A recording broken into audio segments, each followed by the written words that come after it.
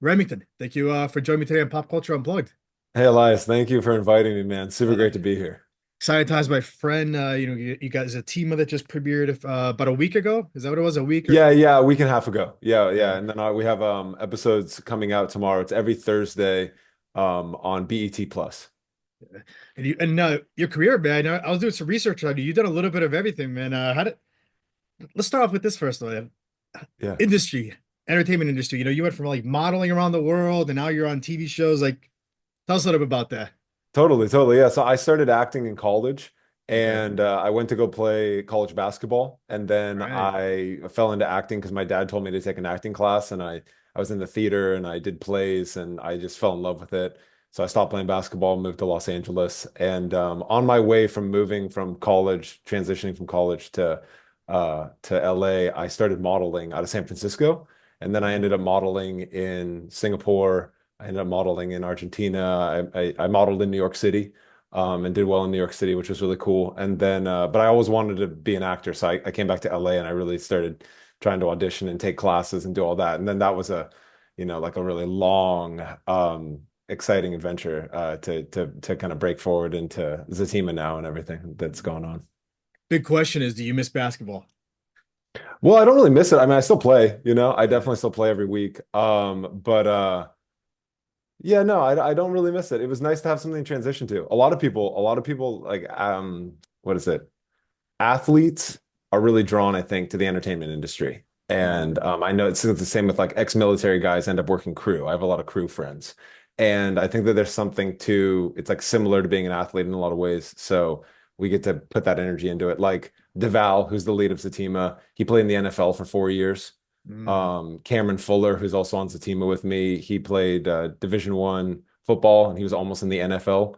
And I played D3 basketball. And so I think that we're just like three actors on the cast, but we're all drawn to acting and sports and all that. But yeah, no, I would much rather watch now, man. I love the NBA. I love the NBA, man. It's like it's about to start, it's really Right. exciting. So And I'm hoping the yeah. Celtics do a repeat. I'm a huge Celtics fan. Oh, okay, cool. Are you from Boston? I'm around that area, yeah. Oh, right on, right on. Uh, Congratulations. who do you root for? Congratulations. I'm a Warriors fan. Okay. Yeah, I'm originally from They're on the Santa they're on the Cruz. decline now, it feels like though, huh? Yeah, man, I don't know, man. I'm a hardcore fan. I was a fan when I was a little kid. I grew up in Santa Cruz, close to the Bay Area, so we'd go Yeah. watch the Warriors when we had Jason Richardson and we were terrible. And so like then we got really good and that's really fun. And then now I think we're kind of yeah, we're rebuilding. But I love watching Steph, Yeah. and but yeah, I mean last year you guys were that was just the most incredible offense.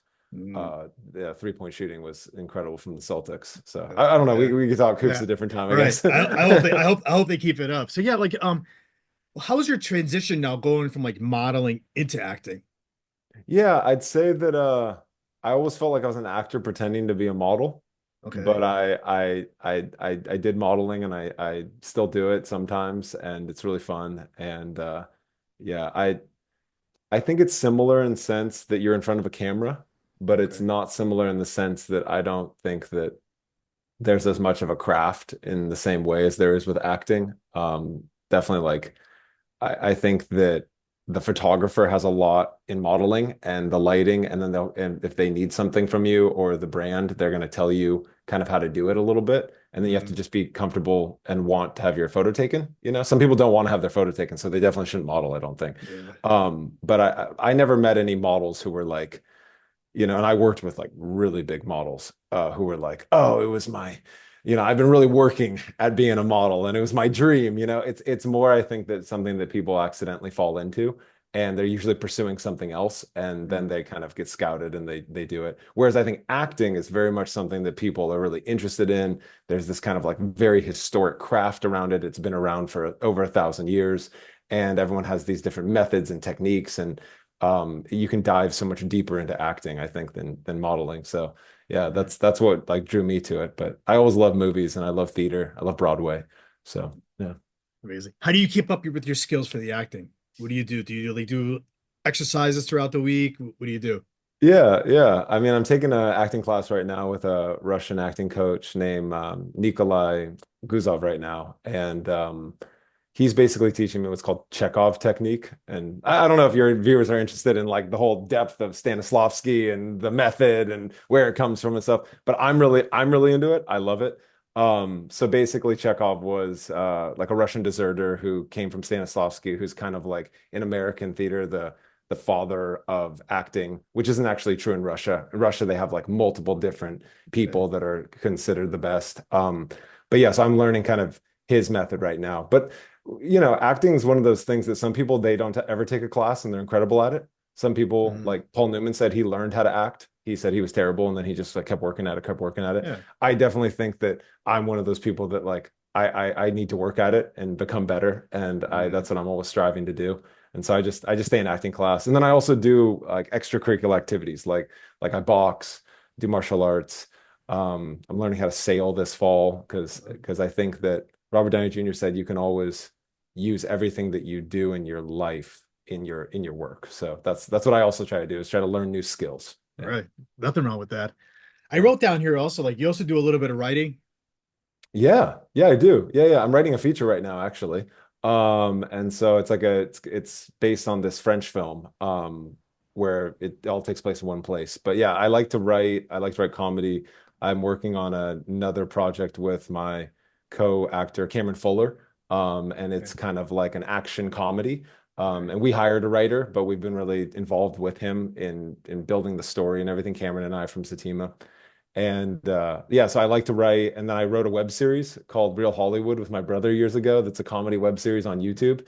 And that was kind of about these two Asian American brothers moving to Hollywood to try to become movie stars.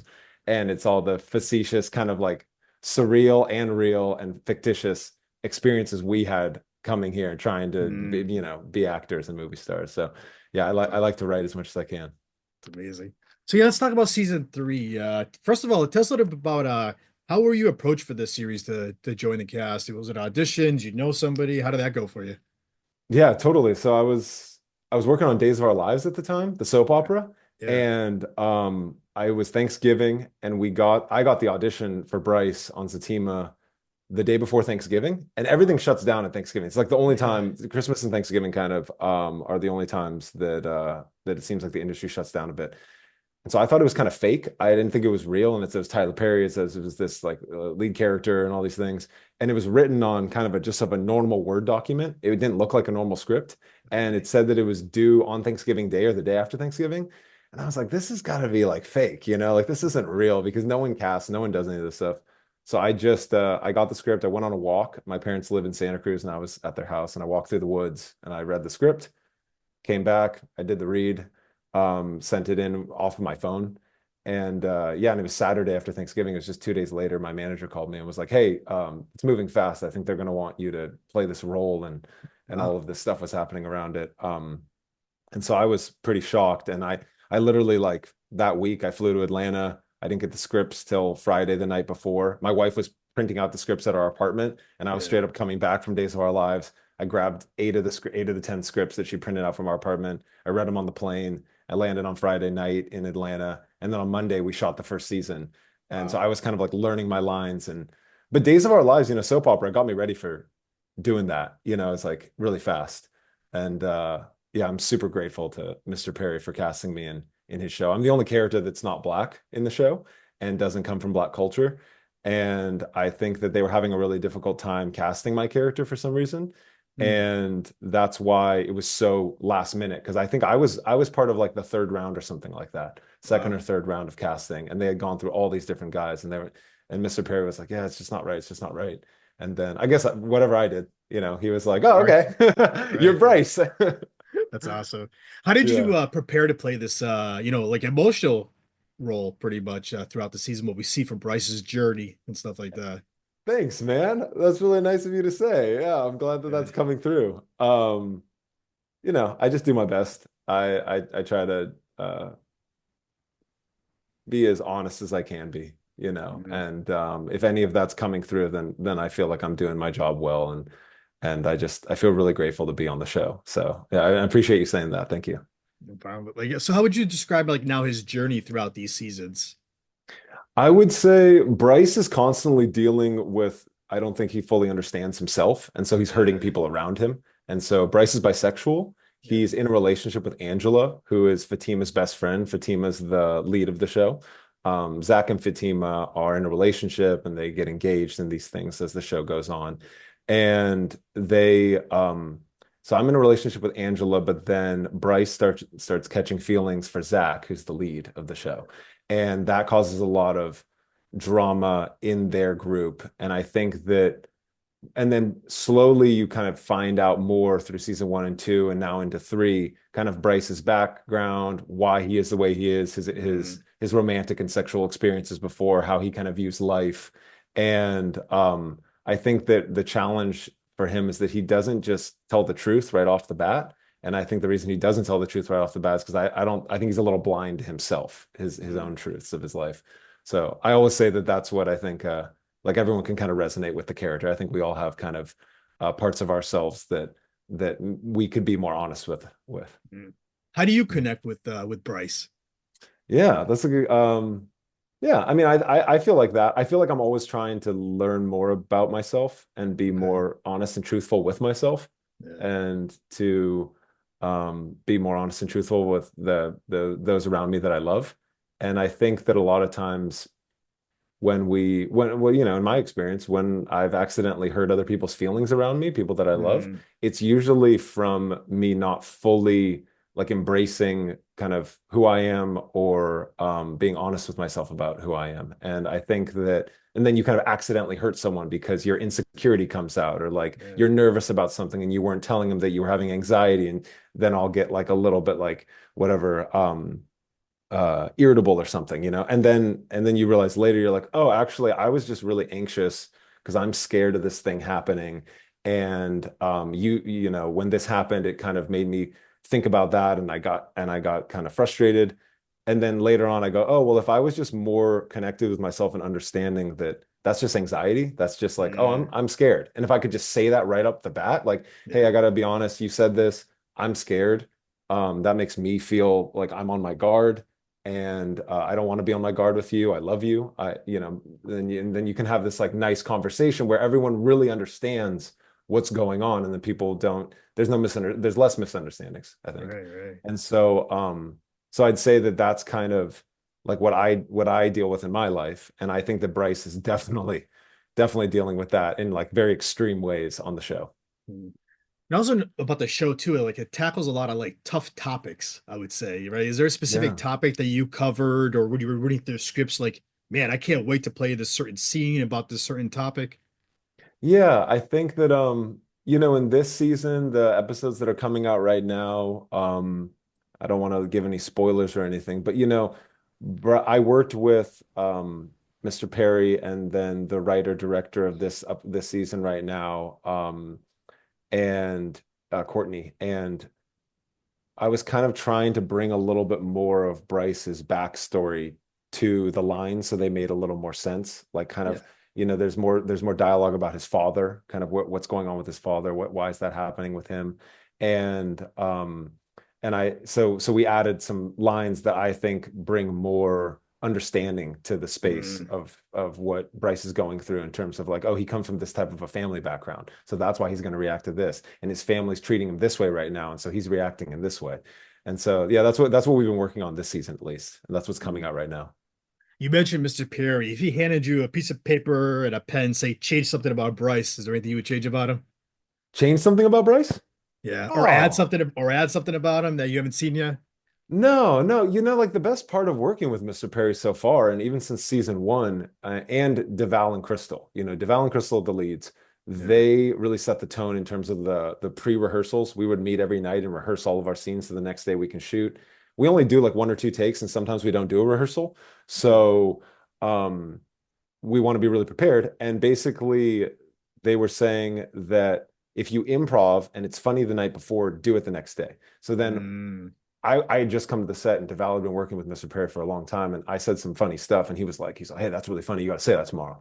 And I was like, well, I just got here. Like, I was like, I just want to say the lines. And he's Right. like, no, no, no. He's like, don't worry. He's like, I'll take the heat. I'll take the heat. If Mr. Perry gets pissed, I'll take the heat. So like, we went out there and we're going through the scene, and I kind of said this like improv line, and I heard someone like kind of giggle or whatever, like offset because they didn't know I was gonna say it. And I heard Mr. Perry like, and he was like looking through the script and stuff. And we started going and doing the scene, and it was funny. And so I felt like once that happened and Deval had given me the go ahead to improv and all of us the go ahead to improv, Yeah. then we naturally will improv or change little things. And a lot of Mhm. times, the writer and producers and Mr. Perry and everyone, they enjoy it. So, and I don't think we don't go like too crazy, you know what I mean? But it'll just be like, oh, I feel like this happened in the past last season, and they might not remember, but I remember because I'm the character, and I'll be like, he has to say this right here. He just has to say this one sentence about this. And those are the only things that I think really need to be added. But other than Mhm. that, I wouldn't really change very much. I really, I just, dude, I feel grateful to be on a show. I feel There you grateful to be go. acting. I feel great to be getting paid to act. It's a blessing. There's Right. only like 1% of our union working at any given time, or 2% of our union is working at any given time. So just to be on anything is such an opportunity, and I'm super grateful. That's awesome. Is there, I know we don't want to talk spoilers or anything, but is there like a specific episode that you can't wait for the viewers to watch about your character? Like, what can you tease? Oh yeah, totally. Yeah, no, I mean honestly, tomorrow, this week coming up is really exciting. Yeah, Bryce just got in a big car accident, and everything that happens after the car accident, and it's really exciting. So that's all I'll say.